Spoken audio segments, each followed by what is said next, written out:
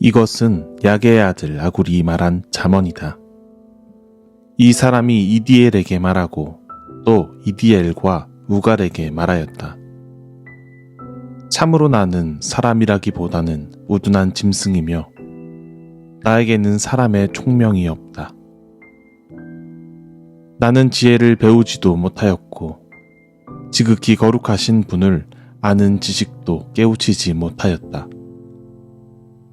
하늘에 올라갔다가 내려온 사람이 누구며 바람을 자기 손에 움켜쥐고 있는 사람이 누구냐?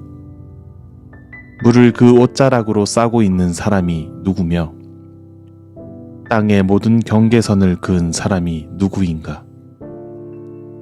그 사람의 이름이 무엇인지 그의 아들의 이름은 무엇인지 정말 내가 아느냐? 하나님의 말씀은 모두 순결하며 그분은 그를 의지하는 사람의 방패가 되신다. 그 말씀에 아무것도 더하지 말아라. 그렇지 않으면 그분이 너를 책망하시고 너는 거짓말을 하는 사람이 될 것이다. 주님께 2가지 간청을 드리니 제가 죽기 전에 그것을 이루어 주십시오. 허위와 거짓말을 저에게서 멀리하여 주시고 저를 가난하게도 부유하게도 하지 마시고 오직 저에게 필요한 양식만을 주십시오.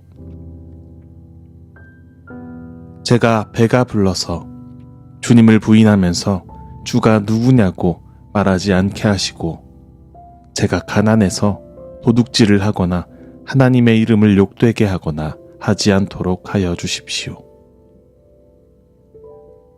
잠언 30장 1절에서 9절 말씀입니다.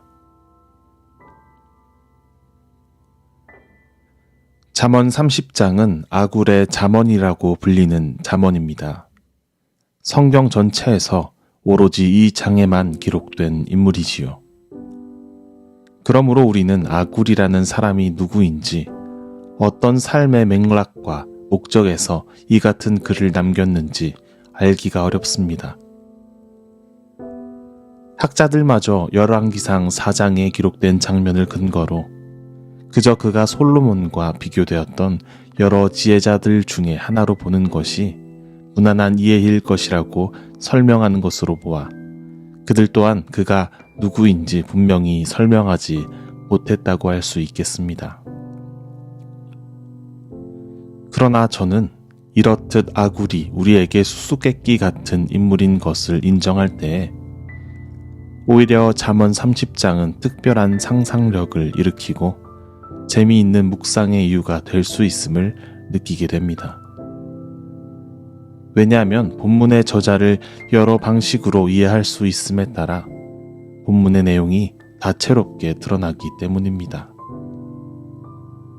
그 상상력 중에 하나는 구약 성경이 히브리어로 쓰여졌다는 것으로부터 자극됩니다.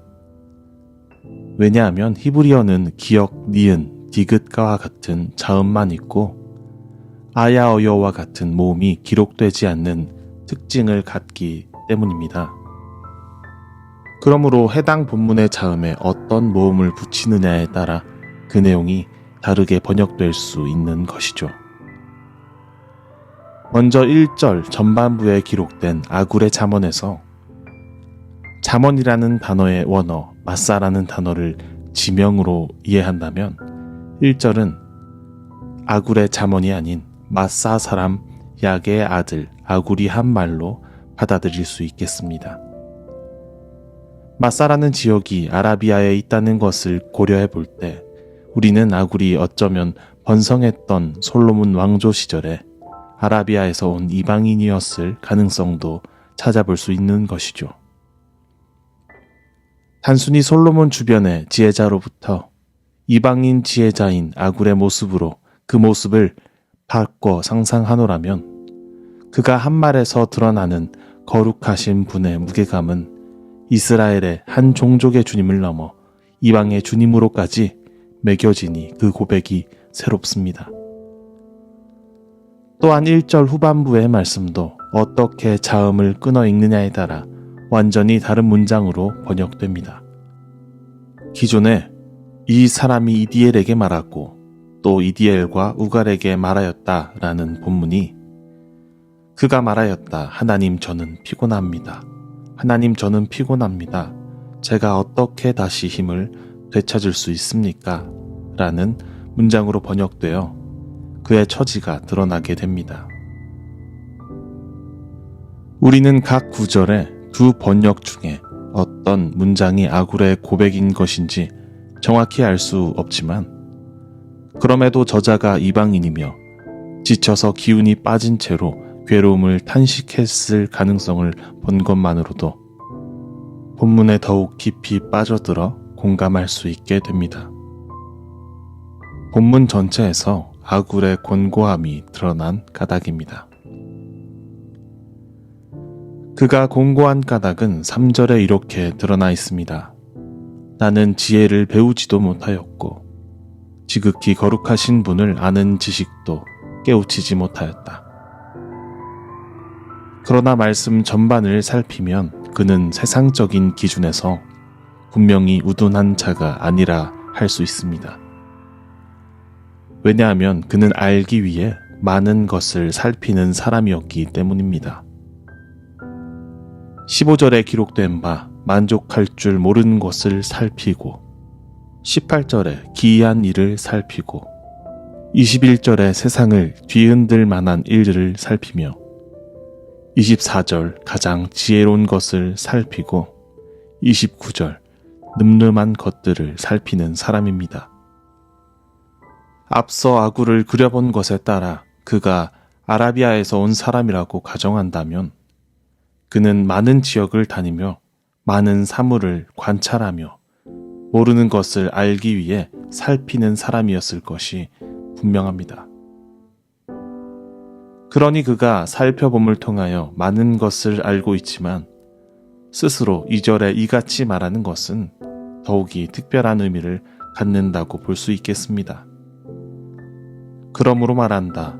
참으로 나는 사람이라기보다는 우둔한 짐승이며 나에게는 사람의 총명이 없다. 우리가 사는 세상은 저마다의 삶의 이야기 속에서 저마다의 세계에 대한 가치관 속에서 저마다 아는 채 아는 모양이 일반적인 것이 사실입니다. 그러나 그러한 세상 속에서 그러한 말에 길들여진다면 우리는 곤고할 수밖에 없습니다. 제가 모르는 것을 아는 채 해야 하며 제가 알 수 없는 것을 못 본 채 해야 하며 제가 아는 것만을 전부인 양 살아야 하기 때문입니다. 지난 6월 4일 서울신학대학교의 박영식 교수가 창조과학을 비판한 까닭으로 해임되었다는 소식을 접했습니다. 새롭게 밝혀지는 학설과 합당한 이치를 요청하는 사람들에게 평생을 바쳐 하나님을 궁리하고 지금에도 계속되는 창조의 하나님을 고백하는 이에게 가혹한 처사가 아닐 수 없습니다. 일례로 박영식 교수 해임 사건을 들어 보였습니다만 이 같은 모양에서 우리도 자유할 수는 없을 것입니다. 그러니 많은 것을 보았고 많은 것을 궁리한 말미에 스스로 우둔한 짐승에 불과하다는 것을 시인한 아굴의 고백은 아는 채 아는 세상의 아는 채 아는 언어에 길들여져 버린 우리 그리스도인에게 더욱이 큰 경종을 울리는 가르침입니다. 제가 지혜자가 못 되는 까닭은 지극히 거룩하신 분을 아는 지식을 깨우치지 못함에 있으니 하나님 저는 피곤합니다. 하나님 저는 피곤합니다. 제가 어떻게 다시 힘을 되찾을 수 있습니까? 하던 아굴의 탄식은 우리의 언어가 되어야만 합니다. 그의 탄식에서 비롯된 8절 9절의 말씀. 허위와 거짓말을 저에게서 멀리하여 주시고 저를 가난하게도 부유하게도 하지 마시고 오직 저에게 필요한 양식만을 주십시오. 제가 배가 불러서 주님을 부인하면서 주가 누구냐고 말하지 않게 하시고 제가 가난해서 도둑질을 하거나 하나님의 이름을 욕되게 하거나 하지 않도록 하여 주십시오. 하던 그의 간청은 그가 세상사의 지식에 무식했기 때문이 아니라 신비로서 온 세상을 품어내는 하나님의 광활하심 앞에 압도되어 자신을 마주하게 된 이의 겸허한 고백입니다. 우리도 이같이 됩시다. 부디 하나님께서 진리이신 까닭으로 제 자신을 진리인 것 마냥 포장하지 맙시다. 아굴과 같이 모르는 것은 두고 아는 것은 삶으로 살아내길 간청하는 사람이 됩시다. 그리 허위와 거짓을 멀리하고 오로지 필요한 양식에 충분하게 만족하며 하나님의 이름을 욕되게 하지 않는 겸허한 삶, 진실된 삶을 살아내길 소망합니다.